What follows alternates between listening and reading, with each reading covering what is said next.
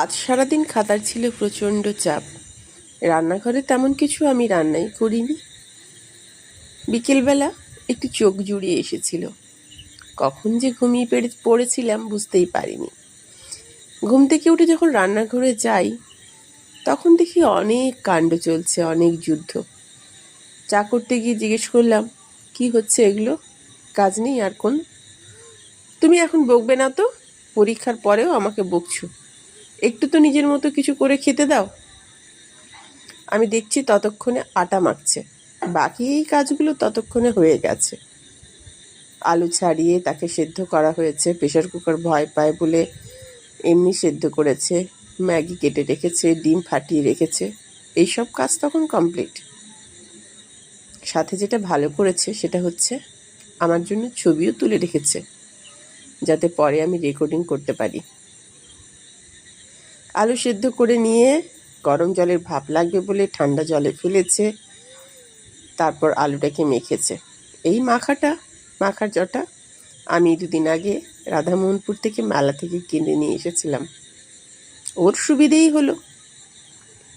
এই আলু মাখার সময় আমি গিয়ে পৌঁছলাম। আমায় জিজ্ঞেস করলো, মা নুন কতটা দেব? দে না, আর লঙ্কার গুঁড়ো এইটুকু দিলে হবে? আমি বললাম দে, আর দিস না, হয়ে যাবে। বললাম আলুটা তো একটু বেশি মাখলে পারতিস। বলছি না, আর পারবো না, ওইটুকুই করেছি, ওটাই অনেক। তারপর বললো, মা মোবাইলটা একটু ধরে দাও না। আমি ধরে দিলাম।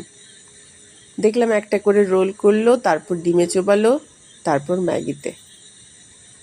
এরকম করে সবগুলো তৈরি করলো। খুব বেশি হয়নি, হয়েছিল মোট 6টা মতো। এক এক করে সবগুলো রেডি করে নিল নিজের হাতে। আমার যে কি ভালো লাগছিল বলে বোঝাতে পারবো না। তেলে ছাড়তে গিয়ে ভয় পেল যদি তেল ছিটকে আসে। আমি বললাম, এই কাজটা নইলে আমি করে দিই। প্রথমে চাইছিল না, তারপর জোর করতে বলে, আচ্ছা ঠিক আছে করে দাও। শেষের একটাতে ম্যাগি আর কোলাইনি, একদম সামান্য ম্যাগি। বাকিগুলো সব ঠিকঠাক ছিল। আমি তেলের মধ্যে দিয়ে প্রথম একটাবার উল্টে দিলাম। তারপর আমি খাতার কাজে চলে গেলাম। পরেরগুলো ও নিজেই তুলেছে, সার্ভ করেছে, বাকি যা যা করার করেছে। মোদ্দা কথা, আলু সেদ্ধ করেছে। আলু সেদ্ধর সাথে ম্যাগি পাউডার, লঙ্কার গুঁড়ো, গোলমরিচ গুঁড়ো থাকলে দেবেন, বাকি যা মশলা দিতে ইচ্ছে হয় আপনার দেবেন, পরিমাণ মতো নুন দেবেন। তারপর সব ডিমের গলায় চুবিয়ে তাকে ম্যাগিতে কোট করে ভাজবেন। ভাজার পর দেখলাম অনেকটা ডিম বেশি আছে, তাই আবারও ওগুলোকে আমি ডিম দিয়ে আবারও ওই তেলের মধ্যে দিয়ে দিলাম। দেখতেই পাচ্ছেন, এবার তো ভীষণ খুশি। একবার ভাবছিল ডিমের গোলাটা নষ্ট হবে, যেই কাজে লেগে গেছে। বলল, মা এবার কিন্তু খুব কড়কড়ে করে ভাজতে হবে। আমি বললাম, তুই ভেজে নে, আমি আবারও চললাম। তারপর আমি আর সময় পাইনি।